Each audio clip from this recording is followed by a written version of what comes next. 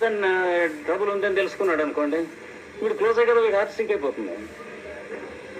ఎవడిష్టం? Doctor ఇష్టం కూడా కాదు, వాడి ఇన్సిన్సియారిటీ కూడా కాదు, చాలా సిన్సియర్గా ట్రై చేయొచ్చు. కానీ వీడి పూర్వకర్మ పరిపాకం ఎట్లా ఉందో దాన్ని బట్టి వస్తుంది డయాగ్నోసిస్ కానీ, మందు కానీ, అన్ని ఏదైనా సరే.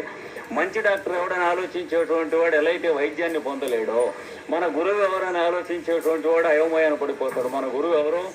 మన గురువుకి సంబంధించిన విషయం కానీ మనకు సంబంధించిన విషయం కాదో తెలియాలి. ఇక్కడ చెప్పబోతున్నాడు అంటే అది మనకి సంబంధించిన హెడేక్ కాదు గురువు.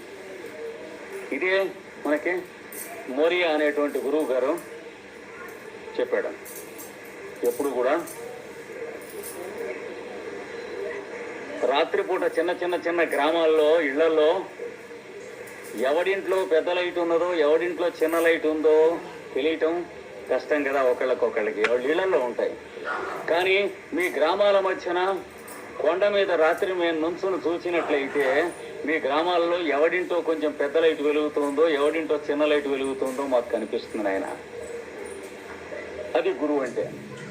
కనుక నీ గురువు ఎవడో వాడు నిర్ణయించుకుని నిన్ను నడుపుతూ ఉంటాడు, కానీ నువ్వు నిర్ణయించుకుంటాం. వాడు నువ్వు కలిసి గ్రహణం నాడు బిళ్ళ కుర్చీలు పెట్టుకుని రావటం, ఆ అరటి పళ్ళ పెడ ఇవ్వటం, అది వేసి ఉపదేశం పొందడం, ఈ చెవులోంచి ఆ చెవులో వెళ్ళిపోవటం, మనకి ఆఫీస్కి వెళ్ళే లోపల మంత్రం చేయడానికి టైం లేక ఆవు చెవులో చెప్పేయటం,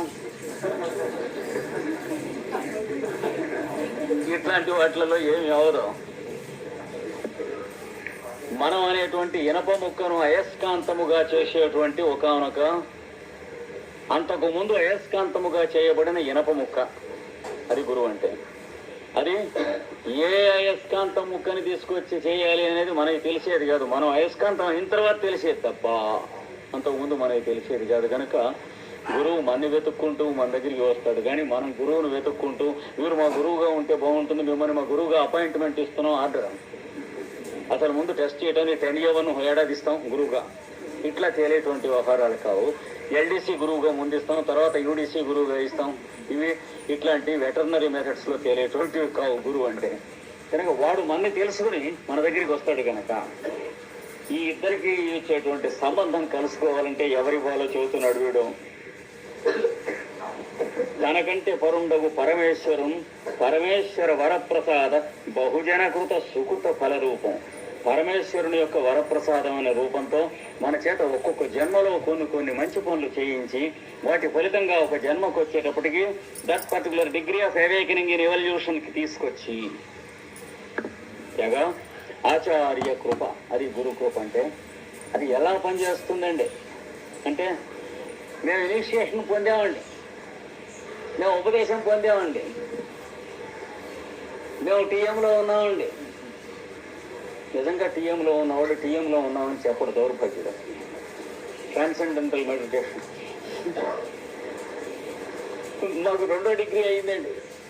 ఇక యూనివర్సిటీ డిగ్రీలా తెరగా డబ్బులు ఇచ్చి కొనుక్కుంటానికి, లంచం ఇచ్చి సీట్లు తీసుకుంటానికి అదేం కావు. అంటే కాఫీ కాసుకునేందుకు కూడా పనికిరావు 2వ డిగ్రీలో. పిహెచ్డి నాకు ఇంట్లో వాటి విలువ బతుకంతో వాటి విలువ ఎంతో నాకు తెలుసు.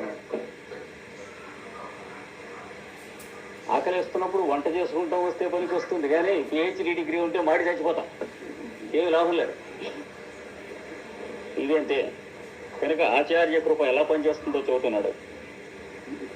గుప్తదానంబు నిధానంబు తెలిపిన గతి, మీలో చేంజ్ వస్తుంది, మీకు తెలియకుండా వస్తుంది అన్నాడు. ఎలా వస్తుంది? గుప్తదానం అని చేస్తారు, చూసారా? గుప్తదానం అంటే మీరు దానం చేసినట్లు ఎవరికి తెలియదు. ఇలా దానం చేస్తూ ఫోటో పేపర్లో వేయించుకుంటాం, అదొక సైడ్ పొలిటికల్ దానాలు అంటారు. ఇప్పుడు అఖండ ప్రపంచ మహాదాత అంటే వాడు ఎవరికో ఏదో ఇచ్చాడు, దిక్కువాళ్ళకి ఫోటో వేయించుకున్నాడు. అది కాకుండా let your right hand not know what your left hand ఇది, అది దానం. అలా దానం చేస్తే గుప్తదానం అంటారు. కానీ తీసుకున్నవాడికి తెలిసిందో తెలియదా? కానీ ఇక్కడ తీసుకున్నవాడికి తెలియకుండా ఉండే పద్ధతి చెబుతున్నాడు. అంటే నీ దగ్గర నుంచి శిష్యుడు ఉపదేశం పొందాక అమ్మ ఇವರು మా గురువు గారు అని తెలియకూడదు అన్నాడు వాడికి. తెలిస్తే ఈ గురువుకి ఏ సెన్స్ ప్రతివాడు డిస్టర్బ్ చేస్తుంటాడు. గురుగారు ఇది అడ్డుపండేనా, గురుగారు ఇది తొక్కేనా, గురుగారు ఇది జీవాత్మేనా, ఇది పరమాత్మేనా, ఇది జీలకర్రేనా. వాడు చచ్చిపోతాడు, వాడు పిచ్చెక్కిపోతుంది. గురువుని తీసుకెళ్లి పిచ్చాసుపత్రిలో పడేయాలి. అందుకని వాడు గురువు అనే శిష్యుడికి ఎప్పుడు తెలియాలి? వీడు కూడా సేవ చేయటంలో వాడంత పరిపూర్ణుడైనప్పుడు. అలా పట్టేస్తాడు గురువు గారి కాళ్ళకి కాదు సేవ చేసేది. మనపోటు కదా చాలా మంది ఉన్నారు వాళ్ళు చేసేది. వాళ్ళు కోరేది అడిగారు ప్రజలకి, పబ్లిక్, వాళ్ళకి కావాల్సినటువంటి ఆ గురువులు ఎవరికి సేవ చేస్తున్నారో వాళ్ళకి తలవంచకుండా సేవ చేసేటువంటి స్థితి వచ్చినప్పుడు అప్పుడు బుధాన్ని చేసి ఒరే నాయన నిన్ను నేను మొదలెచ్చి తీసుకొస్తున్నాను పద నేను వెనక ఉన్నాను అని అప్పుడు కొన్ని జన్మలైన తర్వాత చెబుతాడు. ఈ లోపల చెబితే ఏం చేస్తాం మనం? గురుగారు మా బావమరికి పెళ్ళి 5 ఏళ్ళైంది, పిల్లలు పుట్టలేదట, ఒక తాయితులో వెంట్రుముక్క పెట్టిస్తారా? ఎందుకంటే ఏమన్నా అడుగుతాం. మా వాడికి ఉద్యోగాన్ని ప్రమోషన్ రాలేదు, కొంచెం విభూతి పెడతారా?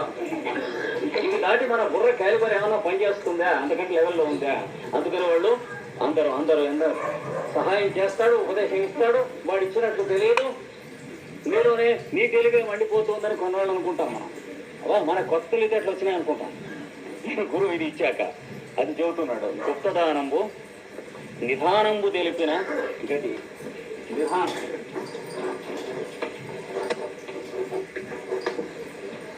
నిధానం అంటే ఏంటండి? ఏదన్నా బంగారం కానీ రత్నాలు కానీ పాతి తెచ్చినటువంటి చోటు తెలిస్తే నిధానం. ఆ చోటుకి ఏదో ఒక వంక పెట్టి వీళ్ళని తీసుకెళ్ళి మెల్లిగా ఏదో వీడి చేత అక్కడ స్థలం కొనిపించి ఏదో ఇక్కడ ఇల్లు కట్టరా నాయన నీకు మేలవుతుంది, ఈ నార్త్ ఈస్ట్ లో తవ్వు అని చెప్పి మీరు వచ్చేస్తే వాడు తవ్వుకుంటూ ఉంటే అందులోంచి బంగారం రత్నాలు బయటపడితే అప్పుడు వాడు ఏమనుకుంటాడు? గురుగారు బాబు ఉంటే సైడ్ తెలుసుకుని మనకి ఇచ్చారు, లేకపోతే ఆయన కొట్టేసింది వాడు.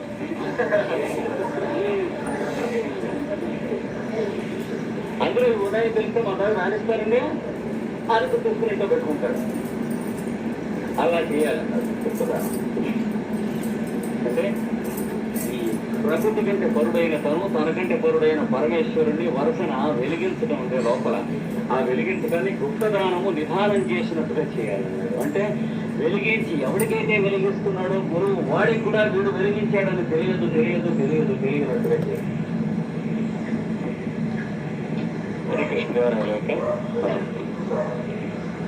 తెలియక వీళ్ళేదో కవులు ప్రబంధాలు రాశారు. ఇంకా మమ్మూటి యూనివర్సిటీ సరుకు చెప్పేటువంటి అవాకులతో వీళ్ళు జగదాచార్యులు. వీళ్ళు మనం చదువుకోవాల్సినటువంటి వాళ్ళు. యూనివర్సిటీ వాళ్ళని చదువుకుంటాం వల్ల ఈ పుస్తకాలు ఇలా పడతారు. తెలిసిన గతిని తెలుపు. గుప్తదానంబు నిధానంబు తెలిసిన గతిని తెలుపగా. గుప్తదానం అంటే కనిపించకుండా తెలియనిది, నిధానం అంటే నిధి, అది తెలిపినట్లుగా తెలపగా. ఆత్మీయ తదీయ శేషిత్వ సంబంధం వనాద్యంతంబుగా తెలిసి. తనకి భగవంతుడికి సంబంధం ఎలాంటిది అంటే ఈగకి ఎలక్ట్రిసిటీకి మధ్యన ఉన్న సంబంధం. ప్రతి విధంకి కెమిస్ట్రీయో ఫిజిక్సో ఇంజనీరింగో మెడిసినో లేదా హోమియోపతి చదువుకున్న ప్రతి పక్షి కూడా కొడుకు తేలిక తెలుస్తుంది ఎగ్జాంపుల్. కానీ అందులో ట్రూత్ అంతా లేదు, కొంచెమే ఉంది. నెక్స్ట్ ట్రూత్ ఏంటి?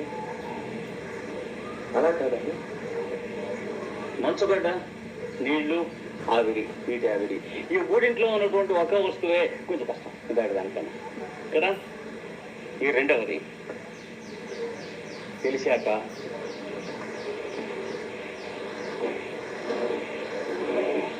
గిన్నెలో నీళ్లు, దాంట్లో మంచుగడ్డ.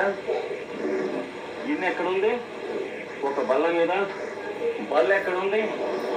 ఒక రూములో. రూమ్ ఎక్కడుంది? ఒక ఓడ మీద. ఓడ డెక్క, షిప్ డెక్క. ఓడ ఎక్కడుంది? సముద్రం మీద. ఇలా తెలియాలి. ఇందులో ఉన్నది నీళ్లు, ఇందులో ఉన్నది మంచుగడ్డ. Two states of the same thing. దీన్ని మంచుగడ్డ పేరు పెట్టగలిగావు, దీన్ని నీళ్ళని పేరు పెట్టగలిగావు. రెండింటిలో ఉన్నది ఏమిటంటే నువ్వు పెట్టగలిగింది ఏమి లేదు, X. You can't name it.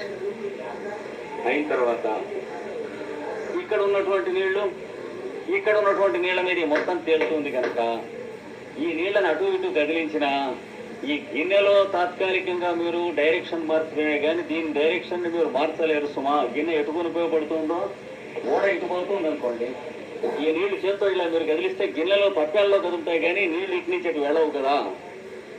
రైలు తూర్పు నుంచి పడమరకు పరిగెడుతూ ఉంటే మీరు రైలు పెట్టెలో పడమరకు నుంచి తూర్పుకు పరిగెట్టినా పెట్టెలోనే తప్ప పరిగెత్తలేరు కదా. అలాగా మొత్తం క్రియేషన్ డైరెక్షన్ అంతా పెడుతూ ఉన్నటువంటి తెలిసి దీనికి ఈ నీళ్ళకి దీనికి ఉన్న సంబంధం ఏంటి? శేషిత్వ సంబంధం. ఇది శేషి, అది శేషం. అంటే రిమైండర్ అంటే ఓనర్ అది రిమైండర్ టోటల్. ఇది వెలిగింది కండి, అర్థమవటం కాకుండా వెలిగింది అన్నమాట. ఇది గురువు గారి వల్ల ఇది వెలిగింది కండి. ఎవరికి? ఈ విష్ణు చిత్తుడు అనేటువంటి వాడికి అనాద్యంతంబుగా తెలిసి ఎప్పటి నుంచి ఇది ఉన్నది ఇట్లా జరగడం ఈ సృష్టిలో. కొంచెం రావాలి కదా, వస్తే వెంటనే ఆన్సర్ వచ్చింది కదా. ఈ ప్రశ్న ఎప్పటి నుంచి వచ్చింది? మన బుర్ర పుట్టినప్పటి నుంచి, కనుక అంత ముందు నుంచి ఉంటుంది. ఇది క్వశ్చన్ కాదు. క్వశ్చన్ మనం బుర్ర పుట్టిన తర్వాత పుట్టింది కనుక that's no logic, nonsense. ఇంకోటి బుర్ర పుడితే వాడికి ఆ క్వశ్చన్ పుడుతుంది. అది మెంటల్ సిమ్టమ్ తప్ప ఆ క్వశ్చన్కి అర్థం లేదని తెలుస్తుంది.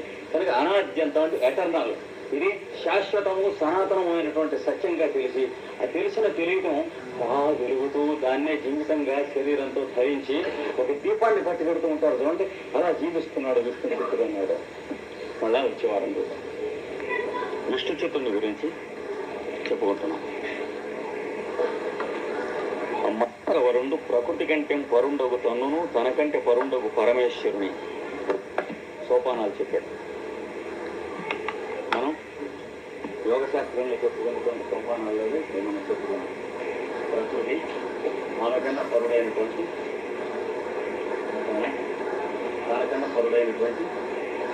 పరమేశ్వరుడు. ఈ మూడింటే క్షరపురుషుడు, అక్షర పురుషుడు, పురుషోత్తముడు. లేదా ప్రకృతి, సత్వము, పురుషుడు. అంటే కొన్ని లక్షల సంవత్సరాలు గురువులకే శిష్యులకు పరంపరగా చెప్పుకోబడినటువంటి శాస్త్రం ఇది అనుకుని ఉన్నాం. అనేక దేశాంతరముల్లో శాఖోపశాఖలుగా ఉపదేశం చేయబడ్డవి కనుక ఆయా గురు శిష్యుల మధ్యన ఎలాంటి అండర్స్టాండింగ్ ఉంటుందో దాన్ని బట్టి అక్కడ కావాల్సిన పరిభాష అంటే టర్మినాలజీ వేరువేరుగా మారింది. అందుకని మనకి యోగ శాస్త్రంలో చెప్పినప్పుడు ఒక రకమైనటువంటి పదాలు ఉంటాయి, ఇంకొక శాస్త్రంలో వేదాంత శాస్త్రంలో చెప్పినప్పుడు ఇంకొక రకమైన పదాలు ఉంటాయి, ఉపనిషత్తులు, వేదములు వీటిలలో చెప్పినప్పుడు ఇంకొక రకమైనటువంటి పదాలు ఉంటాయి. అలాగే సాంఖ్యము మొదలైనటువంటి శాస్త్రములు, పూర్వమీమాంస, కర్మశాస్త్రము మొదలైన వాటిలో చెప్పబడినప్పుడు కొన్ని రకాలైనటువంటి పదాలు వాడతారు. ఈ పదాలు వేరువేరుగా వాడుతూ ఉండటం వల్ల పండితులు పొరపాటు పడ్డారు. అప్పటి నుంచి ఇప్పటి వరకు ద్రష్టలు, ఋషులు అయినటువంటి పెద్దవాళ్ళు, వాళ్ళ అనుయాయులు, వాళ్ళ శిష్యులు ఇన్నిట్లోనూ చెప్పబడ్డది ఒకే విషయం అనేటువంటి తెలుసుకుంటున్నాం. కనుక రెండు మార్గములు ఉన్నాయి. పండిత మార్గం ఒకటిని, ద్రష్టల మార్గం ఒకటి. అంటే the method of scholars, the path of scholars and the path of masters.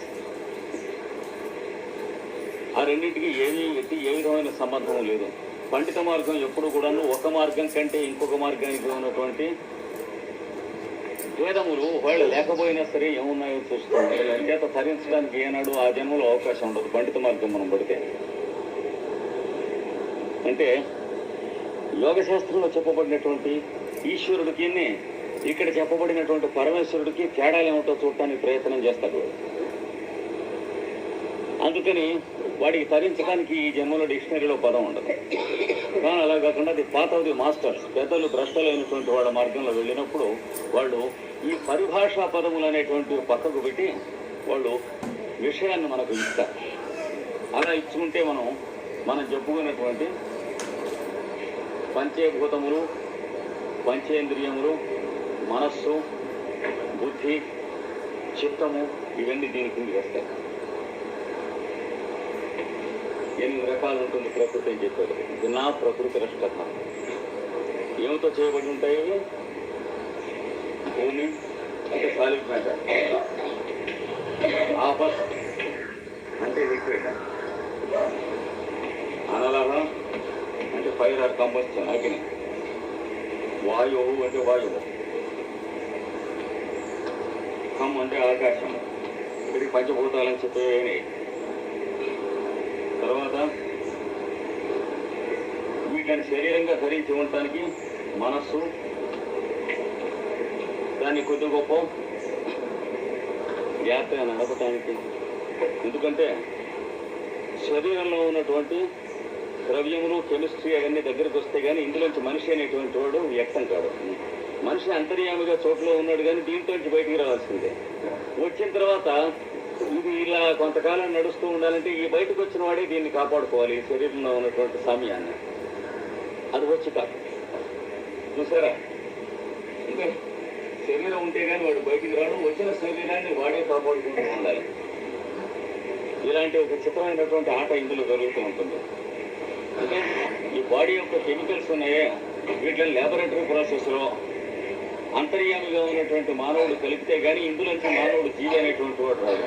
వచ్చినటువంటి జీవి మానవుడిగా అయిన తర్వాత వాడే తన్ని, తన చుట్టూ ఉన్న చెట్లని, జంతువుల్ని కూడాను సామ్యంతో కాపాడుతుంటే మ్యాటర్ని కాపాడుకోవాల్సిన వాడు అందులోంచి వ్యక్తమైన వాడు.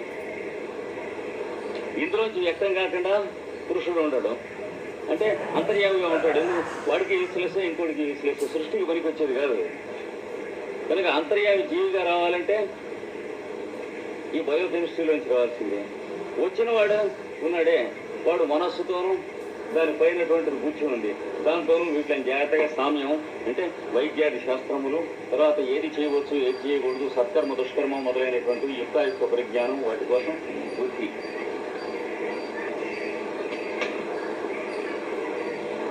ఇవన్నీ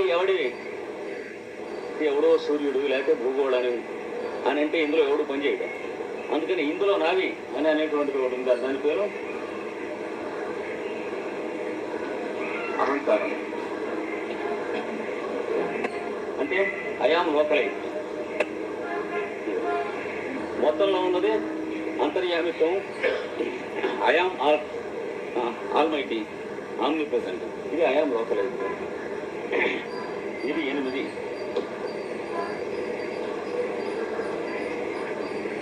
ఈ 8 అవర ప్రకృతులు అంటే లోయర్ నేచర్స్ అంటాం, భగవద్గీతలో మనకు చెప్పాడు. ఇవి కాక ఇక్కడ 9వ ప్రకృతి ఉన్నది, అపరేయం మహాభావం. ఇంకోటి ఉన్నది 9వ మహాప్రకృతి, ప్యూర్ నేచర్. దాన్నే ఆత్మశబ్దంతో చెప్పారు. దీన్నే లాలకూరుడు పాశ్చాత్యులకి the soul light, the soul consciousness అనే 3 పదములతో పరిచయం చేస్తారు.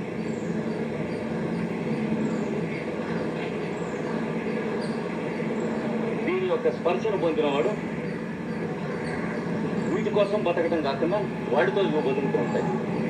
వీడి వెంట బతుకుతూ ఉంటాడు. దీని స్పర్శ పొందినటువంటి వాడు వీటి కోసం బతకడం, ఇవి వాడి ఎందు ఉంటాయి, వీడు అటు చూస్తూ ఉంటాడు. అంటే అంతకుముందు మనం ఏ స్థితిలో ఉంటాం, ఇలా ఉంటాం, దీనికి మనకి కటాఫ్ ఉంటుంది. అంటే తాను ఉన్నాడే సత్వం, దీంతో కలుషితమై ఉంటున్నవాడు. పంచేంద్రియాలు, పంచభూతాలు, ఇంద్రియార్థములు అంటే కనిపిస్తున్న వెలుతురును చూడటం, కనిపిస్తున్న రూపాన్ని చూడటం, మరి మనకి నచ్చినటువంటి రుచితో భోజనం చేయటం, రుచి కోసం భోజనం చేయటం, ఇట్లాంటివన్నీ వస్తూ ఉంటాయి. ఇది మారిన తర్వాత భోజనం చేయడానికి రుచి ఉపయోగపడటం మొదలైనటువంటి వీటి నుంచి అటు తిరుగుతాయి. చూసారా? శరీరంలో ఉన్న ఈ ద్రవ్యాల్ని కాపాడుకునేందుకోసం వచ్చినటువంటి నిద్రని మనం శరీరాన్ని పోనివ్వటం. అంతకుముందు మనం నిద్రపోతూ ఉంటాం. తర్వాత ఏమవుతుంది? శరీరము, ఇంద్రియాలు, మనస్సు వాటిని నిద్రపోనివ్వటం వస్తుంది అన్నమాట. అంటే ఆ టైంలో చెట్ల ప్రకారం ఆడుకోకుండా ఉంటాం. ఇట్లాంటి యుక్త పద్ధతి వస్తుంది. వచ్చి ఇది పెట్టుకున్నాం. కనుక ఇది ఆత్మ అంటారు. దీన్ని పరమాత్మ జ్వాలపూరుడు దీన్ని ఈ స్పిరిట్ అనేటువంటి వైపు సర్వాంతర్యామి అనేటువంటి. కనుక ఇది సోలు, ఇది స్పిరిటు అనేటువంటిది ఆంగ్లంలో 20వ శతాబ్దమున పరిచయం చేయబడినటువంటి అంతర్జాతీయ సమాన పదములు, ఈక్వలెంట్స్ మనం చెప్పుకోవచ్చు. ఎందుకంటే ఈక్వలెంట్స్ తెలుసుకోకపోతే ఒక్కో చోట ఒక్కో టీవీలాగా చెప్పేసేసుకుంటూ ఉంటాం. బౌద్ధులు ఇంకోలా చెప్పారండి అంటూ ఉంటాం. ఇంకోలా చెప్పలే, వాడు వాడిన పదాలు వేరు.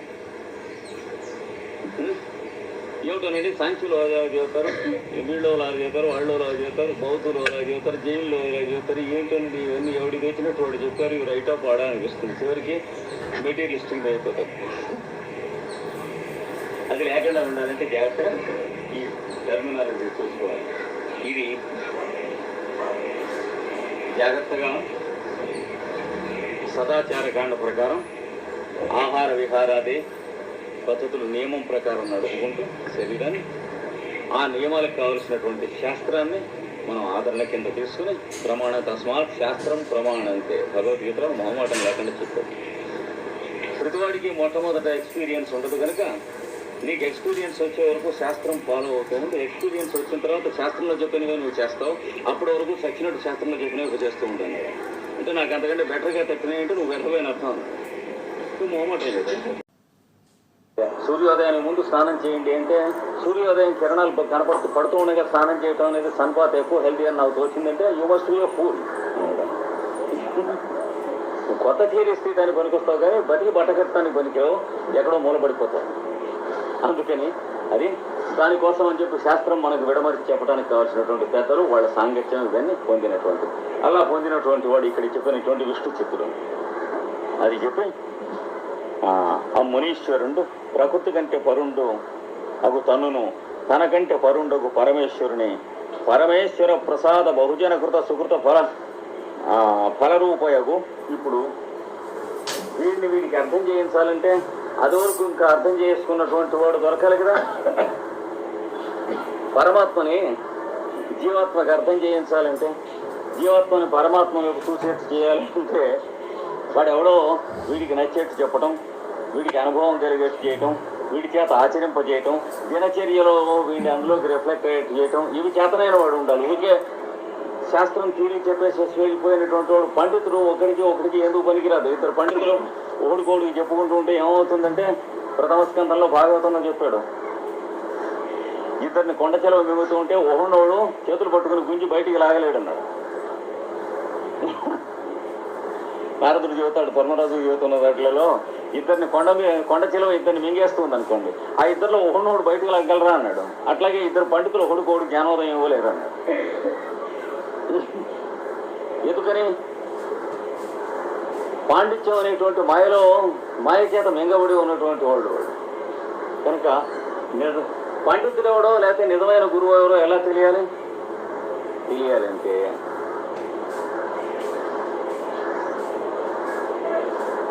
అలాంటిది తెలిసినటువంటి వాడి రూపంలో దిగి రావాలి. పరమేశ్వరుడే అది తెలిసిన వాడి రూపంలో దిగొస్తే మళ్ళీ ఈ తర్వాత వాడికి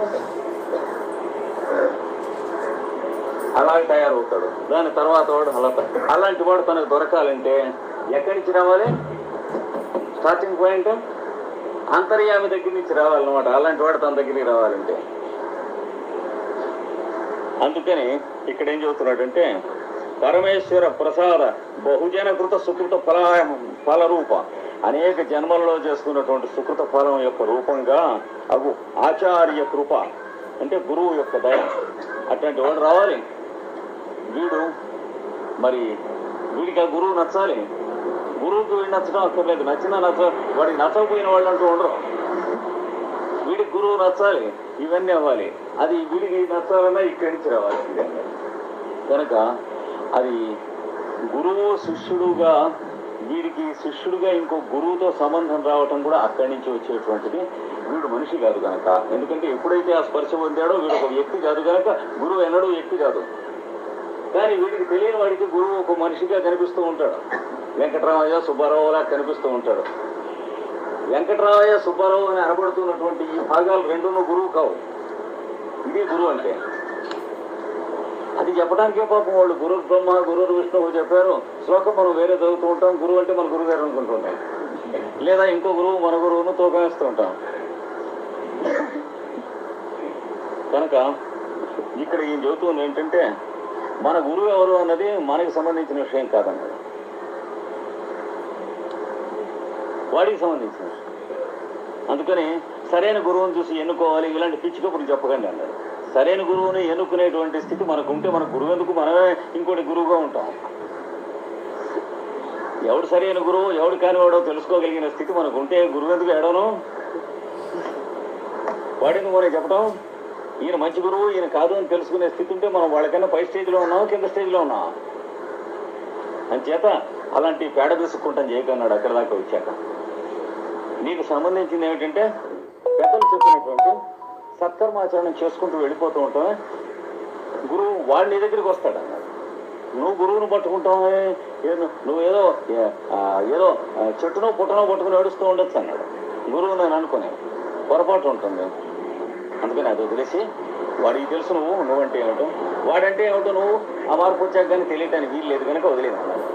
అది వాడి కృప వల్ల వస్తుంది అన్నమాట. బహుజన కృతం, మనం పూర్వజన్మలో చేసుకున్నటువంటి సుకృతముల యొక్క రూపంగా భగవంతుడి కృప ఆ గురువును మన దగ్గరికి తీసుకొస్తుంది. గురువు మన ఇంటికి వచ్చి తలుపు కొట్టి మనకు కావలసినటువంటి మనకి ఇస్తాడు, కానీ మనం గురువును పట్టుకునేటువంటిది ఏం లేస్తున్నాడు. కనుక ఆ ఆచార్య కృప గుప్తదానంబు నిధానంబు తెలిసిన గతిని తెలపగా ఆయన ఏం చేశాట, గుప్తదానం అంటే ఏమిటి, ఎవరికి తెలియకుండా దానం చేయటం. అలాగే ఇస్తాట అంటే వాడేమి ఇచ్చాడో వీడేం పుచ్చుకున్నాడో తెలియదు. ఒక చేతిలో ఇనప ముక్కోటి మ్యాగ్నెట్ ఒకటి పుచ్చుకుని రెండు ఇలా చేతిలో పుచ్చుకుంటే ఈ పుచ్చుకున్న వాడికి తప్ప బయట వాడికి ఈ రెండు కలిపితే ఏమైందో తీస్తే ఏమైందో ఏం తెలుస్తుంది అంతే. అది గుప్తదానం అన్నాడు. అంతేగాని ఫోటోలు అన్ని తీసుకుని నేను ఆయనకు ఉపదేశం ఇచ్చాను, ఇచ్చినటువంటి 6 నెలల్లో మినిస్టర్ అయ్యాడు, ఇవి కావన్నాడు. గురువు ఎప్పుడు కూడాను గుప్తదానంగా అవతల వాడికి ఏం చేశాడో అవతల వాడికి కూడా కొన్ని జన్మల వరకు తెలియదు.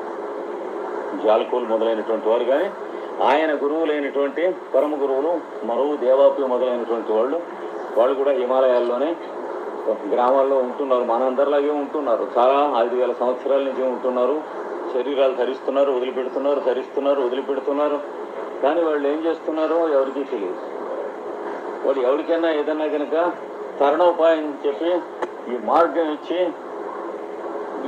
దీనికి సంబంధించినటువంటి ప్రాచీన గ్రంథములైనటువంటి వేద ఉపనిషత్ పురాణ ప్రవచనముల పరమరహస్యములు వాళ్ళకి ఎవరికైనా ఇస్తే వీడిచ్చినట్టు వాడు పుచ్చుకున్నట్టు మూడో వాడికి తెలియదు. ఆ మూడో వాడికి కూడా కావాల్సిన టైం వస్తే తప్ప, లేకపోతే ఏమవుతుంది, ప్రచారం భజన వాడిచ్చింది ఏమిట్లే అందులో ఏమున్నదిలే ఇప్పటి రోజుల్లో అవేమిట్లే ఇట్లాంటివన్నీ వస్తాయి డిస్కషన్స్. అది కావాలి అక్కర్లేదా, అదే రైటా.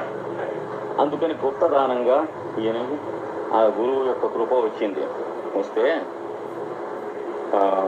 గుప్తదానంబు నిధానంబు తెలిపిన గతి. ఆ గుప్తదానం కూడా ఎట్లా చేశాడు, ఎవరన్నా 100 రూపాయలు 1000 రూపాయలు 10,000 గుప్తదానం చేస్తే అదొక రకం.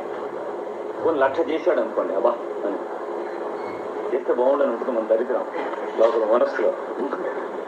అట్లా కాకుండా ఈయన గుప్తదానం ఏం చేశాక తీసుకెళ్ళి రాత్రిపూట ఈ ఏరియాలో గింజలు ఉన్నాయి, చదువుకో, అందులో బంగారమును మణులు రత్నాలు ఉన్నాయని చెప్పారు. దాన్ని వాడు వెళ్ళిపోయాడు. చదువుకున్నాడు ఉన్నాయనుకోండి. మరి ఈ రెండింటిలో ఏది గొప్పదానం అయిపోదు. నిధానంగా తెలిపినట్టు ఏంటి, నిధిని తెలిపినట్లు. నిధి అంటే ఏంటి, లోపల దాగి ఉన్నటువంటి దాన్ని తెలిపినట్లు. లోపల దాగి ఉన్నదాన్ని తెలిపెట్టదు అంటే ఈ వస్తువు అన్నమాట. నిధిని తెలిపడం అంటే అర్థం అది. లోపల దాగి ఉన్నటువంటి వస్తువుని వాడికి నమ్మకం కలిగేట్టు ఉందని, ఉందో లేదో, ఏదో లోపల ఒక ఆత్మ ఉందంటే ఏదో అగోరిస్తుందో అల్లాడుతూ ఉందనో కొట్టుమిట్టాడుతూ ఉందనో అనుకుంటారు. నీ వార శోకవత్పన్వి అంటే నివరి ధాన్యం కేవలం ముళ్ళల్లే ఉంది అన్నాడు. అర్థాలు కూడా అడగలుగా చెప్పాము. నివరి ధాన్యం ముళ్ళల్లే కాదు, శోకం అంటే మొలకల్లే. వెళ్ళిపోయినాయి మరి అర్థాలు తప్పులు చెప్పాడికి. అంటే అక్కడ కన్నం వల్లే ఉంటుంది, కానీ అందులోంచే మళ్ళీ చెట్టు అంతా వస్తుంది. అలా ఉంది ఇక్కడ. హృదయం లోపల చోటులాగా కన్నంలాగా ఉంటుంది. ఇంత మనిషిని మళ్ళీ తర్వాత శరీరం వదిలిపెట్టాక అక్కడి నుంచి వస్తాడన్నాడు. అందుకని విత్తనంలో ఉన్న మొలకచ్చ భాగంలాగా ఉంది అన్నాడు ప్లోమియోలు. అలా ఉంది అన్నాడు. అది నివార శోకం అంటే ముళ్ళు కాదు, గుర్తుకుంటుంది ముళ్ళు అయితే. కనుక దీన్ని గుప్తదానం చేశాక చేస్తే గుప్తదానంబు విధానంబు తెలిపిన గట్టి తెలుపగా ఆత్మీయ తదీయ అప్పుడు